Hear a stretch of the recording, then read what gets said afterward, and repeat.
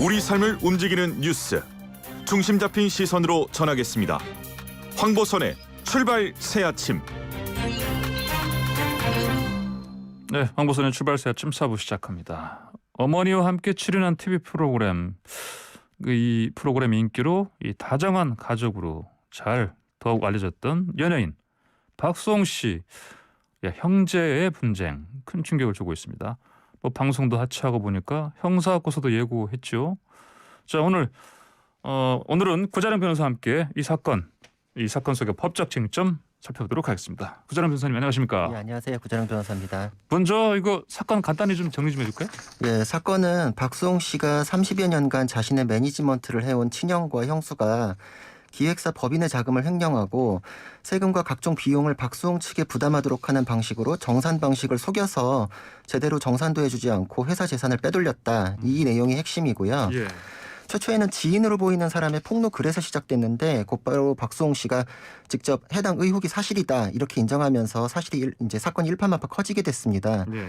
게다가 이 사건하고 맞물리면서 이제 과거에 박수홍 씨가 가족 반대로 50살이 다 되도록 결혼을 하지 못했다 이렇게 언급했던 것도 지금 같이 회자가 되면서 논란이 더 커지고 있습니다. 예. 일각에서는 이게 돈 문제 때문에 그 재산 문제에 이런 형사적 민사적 문제까지 생겼을 뿐만 아니라 그 개인의 결혼이나 이런 인생까지 좌지우지했던 거 아니냐 이런 이제 안쓰러운 부분 이제 감정까지 더해지면서 예. 논란이 계속 확대가 되고 있고 그래서 박수홍 씨는 이 일로 인해서 제2의 전성기를 열었던 인기 프로그램 미우새에서도 어머니와 함께 하차를 하겠다 이렇게 선언을 한 상태입니다. 예. 50이 다 되도록 결혼하지 못했다. 가족의 반대로. 지금 우리 나이로는 지금 51세 아닙니까? 52세? 예. 예. 그렇죠? 예. 자, 그러면 이제 박수홍 씨도 그렇고 형 측에서도 지금 입장을 지금 서로 낸 것 같아 보니까 지금 법정 공방으로 가는 상황 아닙니까? 예, 맞습니다. 박수홍 씨는 처음 의혹이 불거졌을 때 이미 이제 개인적으로 의혹이 사실이다 이렇게 이제 직접 밝힌 바가 있고요. 예. 그다음에 변호사를 선임해서 합의안을 전달했지만 형 측에서 성의 있는 자세를 보이지 않아서 어쩔 수 없이 법적 조치를 하게 되었다. 5일, 그러니까 오늘입니다. 예. 오늘까지 정리가 되지 않으면 민형사상의 법적 조치를 하겠다 이렇게 공식 입장을 밝혔습니다.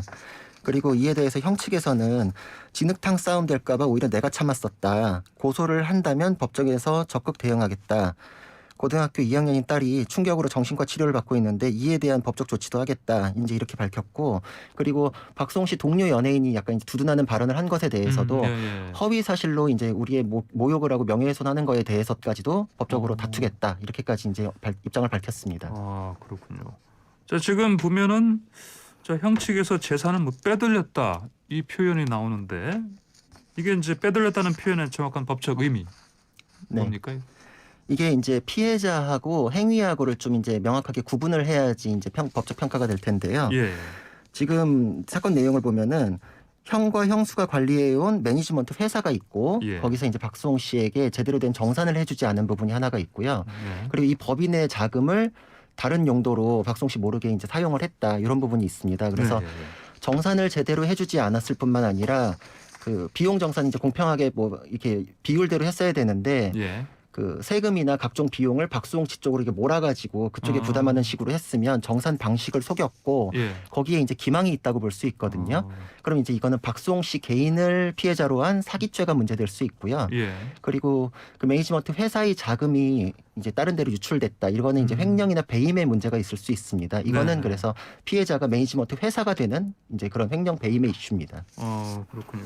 그래서 지금 한 가지 더 덧붙이자면은 네. 박수홍 씨 형이랑 형수가 지금 거기에 대표이사 임원 이렇게 등록이 돼 있거든요. 직원이 단둘. 예, 그러니까 예. 1인 기획사다 보니까 네네. 그 형수 이렇게 둘이서 이제 예. 다 하고 있다 이렇게 볼 수 있는데 네. 그럴 경우에는 당연히 그쪽이 이제 업무자가 되기 때문에 이 경우에는 단순 횡령 배임이 아니라 업무상 횡령 배임으로 이제 좀 가중이 되고 형법상으로도 예.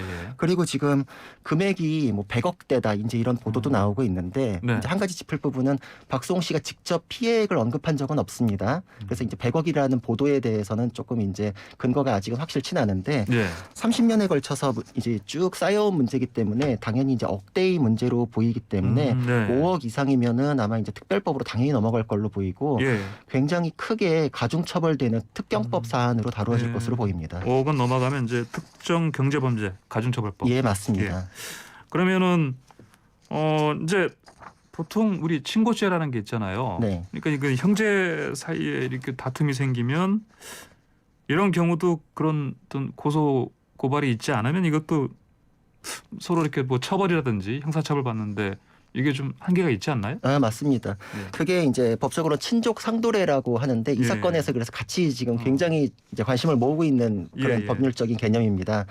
그러니까 보통 연예인들하고 가족 사이에 분쟁이 있는 사건들 예전에도 많이 있었는데 형사 처벌됐다는 얘기는 잘 못 들어봤잖아요. 그렇죠. 이게 이제 예. 형사 법정까지 가지 않는 경우가 좀 더 많긴 하지만 또 실제로 처벌이 아예 안 되는 경우도 있어서 그렇습니다. 법정까지 가더라도 처벌이 안 그렇죠. 되고. 네. 그래서 형법 328조에 아예 딱 이렇게 명시적으로 규정을 친족상대례가 정해져 있는데 이게 예. 이제 처음에 들어온 건 로마법에서부터 기원을 하거든요. 아, 이게요? 예. 어. 이 굉장히 이제 고대까지 올라가는 그런 이제 이념이 있는 건데 가족의 울타리로 국가의 형벌권이 함부로 들어가서는 안 된다. 오히려 이제 그것 때문에 질서가 잡히는 게 아니라 가족이 깨진다. 이런 고려가 이제 원래는 있습니다. 근데 예. 오히려 이것 때문에 처벌이 안 되니까 오히려 민사적으로 진행만 하다가 더 예. 깨지는 경우가 있더라. 그래서 이제 예. 친족상도례에 대해서는 이거를 좀 범위를 좀 더 줄이든지 없애든지 이런 이제 반대 의견도 있는 건데 네네. 그 법으로 보면은 직계혈족, 배우자, 동거 친족 여기까지는 이제 굉장히 가깝다라고 생각해서 이제 고소 고발 뭐 이런 게 있더라도 네. 형벌을 아예 면제를 해버립니다. 그러니까 이제 한 지붕 아래에 있는 사람들끼리. 그렇죠. 네, 맞습니다. 네. 그래서 이 경우에는 고소가 있어도 처벌을 못 하고요. 예. 그리고 이제 그 이외의 친족인 경우에는 고소가 있으면 처벌이 돼서 이건 이제 일반 재산범죄가 친고죄로 전환이 되는 그런 효과가 나타납니다. 근데 지금 내용 살펴보면 박수홍 씨하고 형은 예. 세대가 분리돼 그럼요. 있고 따로 살잖아요. 따로 살고 있기 때문에 네. 이 경우에는 그 친족상도례 규정에도 불구하고 이제 고소가 있으면 네. 처벌이 가능하고요. 이거는 이제 박수홍 씨가 아까 말했던 박수홍 씨 개인이 피해자인 경우를 이제 말씀드리는 거고 예. 그 매니지먼트 회사에서 자금이 유출됐다. 이거는 이제 피해자가 회사기 때문에 여기에는 친족상도례 적용이 없습니다. 예.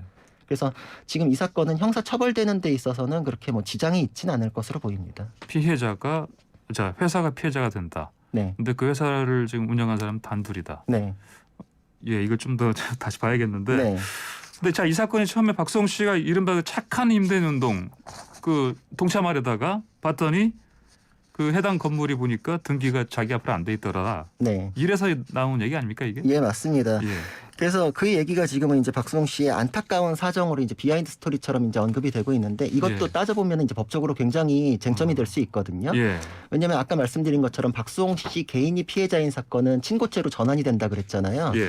근데 이 경우에는 고소가 있어야만 하는데 형사소송법에서는 그 범인을 안 날로부터 6개월 이내에 고소를 하지 않으면은 친고죄에서는 이제 고소가 이제 의미가 없게 돼 버립니다. 범행 인지한 지 6개월 이내. 그렇죠. 네. 그래가지고 지금 최초 인지한 시점을 그때로 지금 이게 언급이 되고 있기 때문에 나중에는 이제 고소가 있으면 그 고소장 접수일을 기준으로 해서 그 6개월 안에 고소가 됐는지 요거를 아마 따지는데 그 사실관계가 의미를 갖게 될 것입니다.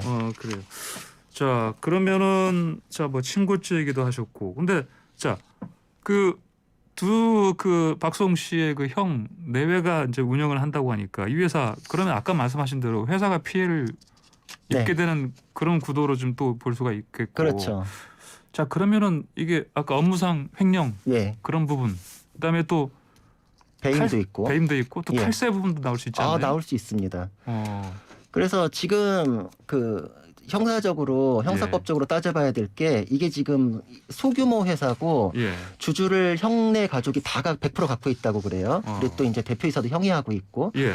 이럴 경우에 형사적으로 1인 회사의 법리라고 표현하는데 한 명이 소규모 회사의 100% 주식을 갖고 있고 대표이사도 맡고 있을 때 그러면은 거기서 자금을 뺐으면은 이게 횡령죄가 성립하느냐.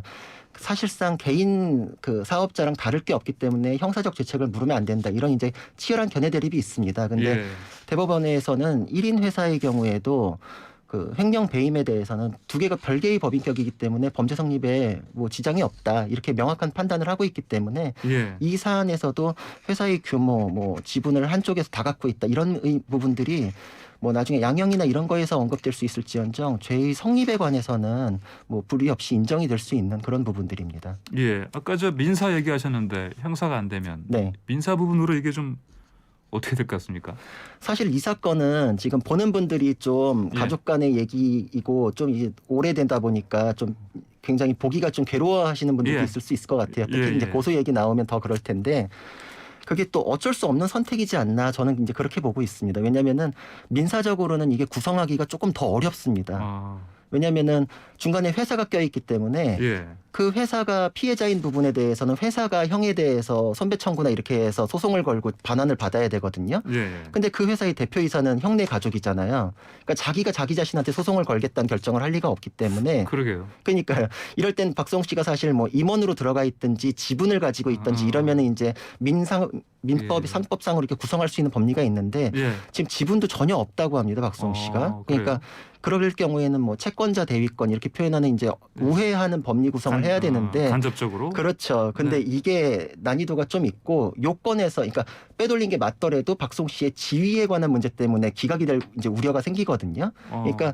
민사적으로는 난이도로 법리 구성의 난이도가 좀 더 있고 기간도 훨씬 오래 걸리기 때문에 예. 형사 고소를 언급하는 것 자체가 이 사건을 빨리 해결하기 위한 고육지책일 수도 있다 이런 생각이 듭니다. 그래요. 이제 실제로 박성욱 씨가 형사 고소하겠다 공식 보도자를 내지 않았습니까? 예, 맞습니다. 자, 그러면은 아까 잠깐 언급했던 거요. 그 이제 민형사 문제 말고 이제 이 세금 문제. 네. 이건 어떻게 될 것 같아요? 보통 형사적으로 횡령 배임 주식회사에서 문제가 되면은 네. 세금 문제가 거의 반드시 따라오거든요. 예. 횡령 배임이 그 세무적으로 봤을 때는 사회 유출이라고 표현합니다. 이거는 예. 횡령 배임보다 더 넓은 개념이거든요. 그러니까 증빙이나 이런 것들이 확인 없이 돈이 빠져나가면은 횡령 배임을 포함해서 그거에 대해서는 대표이사가 책임을 지게 만드는데 예. 이걸 인정상여라고 이제 표현을 합니다. 인정상여. 그래서 대표이사가 그 자금 이제 흘러가는 거에 대해서 책임이 있으니 예. 당신이 상여를 받은 것처럼 세무적으로는 정리를 하겠다. 근데 인정상여가 되면은 예. 그 사람은 그 당시 세금 낸 적이 없으니까 가산세까지 해서 보통 상여가 한 40에서 50% 세금 내고 그래요. 가산세가 계속 붙기 때문에 네. 어마어마해지거든요. 예. 그리고 이게 이제 그때부터는 국가의 조세징수권 문제가 되기 때문에 당사자들끼리 원만하게 우리 정리했으니까 여기서 끝냅시다 이렇게 하는 거는 그런 당신들 문제고 예. 그건 그거고. 그렇죠. 관청에서 나와가지고 이제 세금 문제는 반드시 또 부과가 되기 때문에 네. 이 사건은 둘이서 원만하게 합의되는 걸로 끝나지 예. 않을 문턱을 지금 넘어선 걸로 지금 보입니다. 어마어마한 예, 그럴 수 있습니다. 세금을 내야 납부하기, 되는 예, 그런 납부해야 상황이 되는 될 수 그런 상황. 있습니다. 예. 그렇군요. 알겠습니다. 자, 오늘 말씀 여기까지 듣겠습니다. 고맙습니다. 예, 고맙습니다. 네, 지금까지 구자룡 변호사였습니다.